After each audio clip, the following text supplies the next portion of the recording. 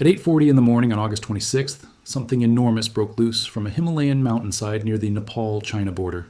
A section of glacier roughly 2,000 feet wide collapsed, plunging nearly 7,000 feet toward the river below. And satellite imagery now shows what it left behind. A scar, roughly 3,000 feet wide, carved directly into the side of the mountain. But here's where this disaster gets strange. The collapse happened under a clear sky, and just 3 minutes before the mountain gave way, the ground in the same region had shaken. Officials have not confirmed that the earthquake triggered the collapse.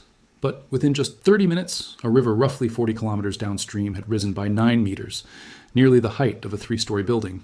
As an enormous mixture of ice, rock, mud, and water tore through the valleys below. Hundreds of people are now dead. More than 1,000 remain missing. Bridges have been swept away, roads have disappeared, and entire communities have been cut off from the outside world. So what actually brought that mountain down? Was the glacier already on the verge of collapse? Did the earthquake provide the final push? Or was something else happening beneath the mountain that nobody could see? Because this wasn't simply another monsoon flood. And the satellite evidence, the footage from the border, and what investigators are finding on the ground are beginning to reveal just how extraordinary this collapse really was. Let me start with the satellite evidence, because I think it's genuinely the clearest way to understand the scale of what actually happened here, more than any description in words can fully convey. CNN's analysis of Landsat satellite imagery, captured in the immediate aftermath of the disaster, shows the section of glacier that collapsed measured approximately 2,000 feet wide. As that mass of ice and rock broke free, it fell nearly 7,000 vertical feet down the mountainside to the river below, essentially the height of more than 5 Empire State Buildings stacked on top of each other in a single, near-instantaneous collapse. The sheared glacier left behind a gash roughly 3,000 feet wide across the mountainside, a scar visible clearly from orbit, and a similarly sized section of the surrounding rock face collapsed alongside the ice itself.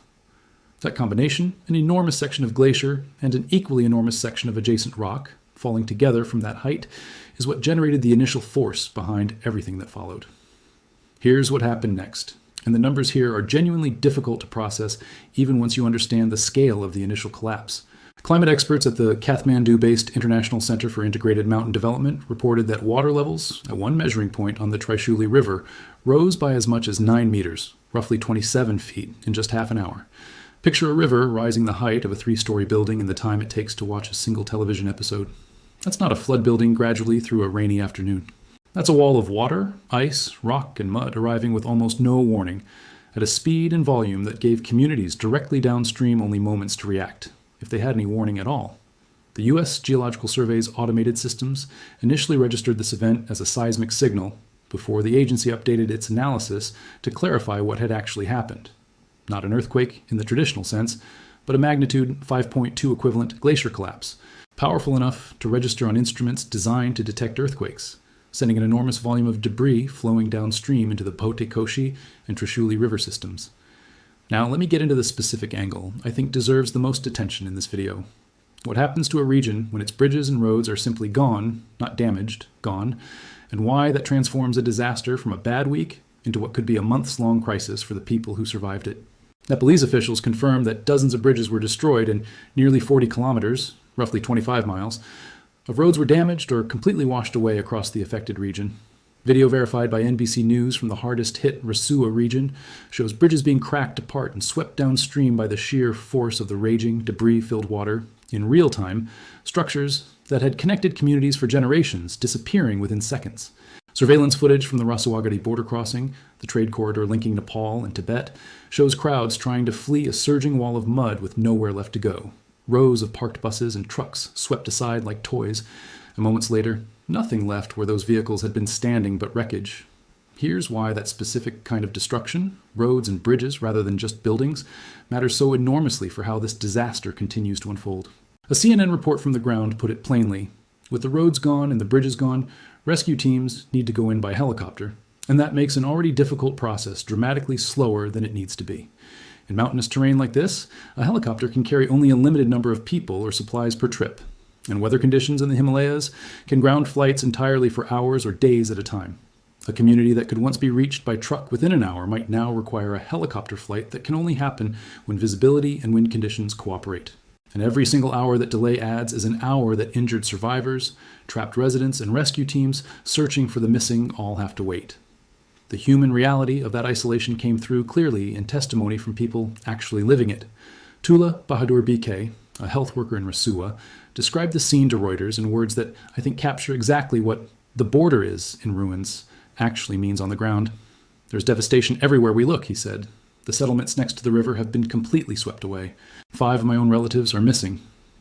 That's not a statistic. That's a health worker, someone whose entire job is helping other people through crisis, standing in the middle of a disaster zone, unable to reach his own family, because the physical infrastructure that would normally let him search for them no longer exists. Let me walk through the death toll and missing persons numbers as they currently stand, because these figures have been climbing steadily, and it's worth understanding both the numbers and why they've moved so much over just a few days. Early reports on Wednesday, the day of the disaster, cited a death toll in the single digits as the first incomplete information came in.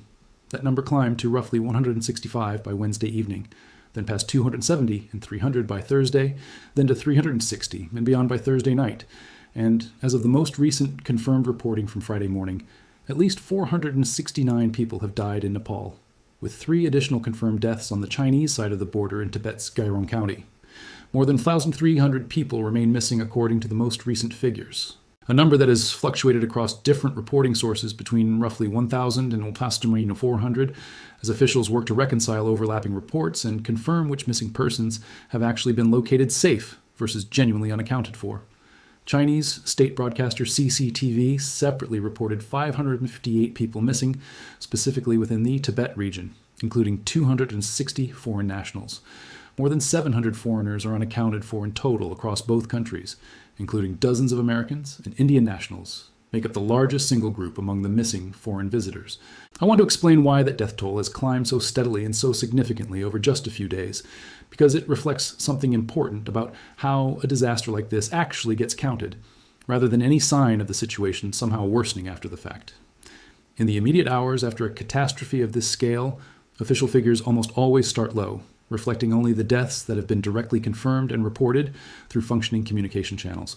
As rescue teams physically reach isolated communities, communication networks are gradually restored, and search efforts move from surface areas into deeper debris fields that confirmed number climbs, sometimes dramatically, not because more people are dying after the fact, but because the true scale of what already happened becomes visible over time. That's precisely the pattern we've seen here, moving from a low single-digit report on the day of the disaster to 469 confirmed deaths within roughly 48 hours, as rescue and recovery teams gradually gained access to areas that had been completely cut off. Let me walk through the international and governmental response, because there's a genuinely large, coordinated effort underway right now, even against the backdrop of that infrastructure devastation. Nepal's army has rescued more than 100 people by helicopter, according to Army spokesperson statements to press, airlifting survivors out of communities that would otherwise have been completely cut off from any assistance. Nepal's government has requested help from both India and China with ongoing rescue efforts, and Prime Minister Balan Shah announced that the government is offering free medical treatment for anyone injured in the disaster.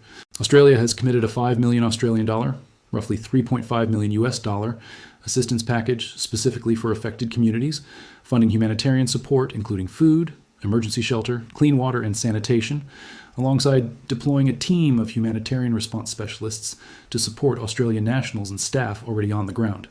China has mobilized nearly 800 emergency workers on its side of the border, along with sniffer dogs and speedboats, concentrated around the Gyeongsang port crossing, where some of the most severe destruction occurred. I also want to address the broader climate context here because credible experts studying this specific disaster have been direct about it, and I think it deserves honest inclusion rather than being treated as a separate, disconnected topic. Analysts and climate scientists studying the Himalayan region note that this area, spanning Nepal, India, Pakistan, Bhutan, China, and Afghanistan, is among the most climate-vulnerable regions on the planet, with temperatures rising meaningfully faster than the global average. That accelerated. Warming is destabilizing glacial systems throughout the region, both by directly melting glacial ice and by increasing the likelihood of exactly the kind of sudden, catastrophic collapse that triggered this specific disaster. This isn't the first event of its kind in this exact broader region either. A similar flash flood struck in August of last year when a glacial lake in Tibet overflowed due to unusually high temperatures, and a comparable disaster struck India's Uttarakhand region in February 2021 when a glacier burst in the Chamoli district, sweeping away a hydroelectric project, destroying a concrete bridge and 4 separate suspension bridges, and burying multiple people beneath the resulting flood. in a pattern strikingly similar to what's just unfolded on the Nepal-China border. I want to be precise and honest about what that pattern does and doesn't tell us, the same way I try to be with every story on this channel. It does not mean this specific glacial collapse can be attributed with certainty to climate change as an isolated event. That kind of attribution requires careful, dedicated scientific analysis that takes real time to complete properly. What it does tell us, based on the broader, well-documented trend across this entire mountain range, is that events like this one are becoming a more frequent and more serious feature of life in the Himalayas, as glacial systems that held stable for centuries become increasingly unstable under decades of accelerating regional warming. Let me bring this together into the complete, accurate picture of where things actually stand right now.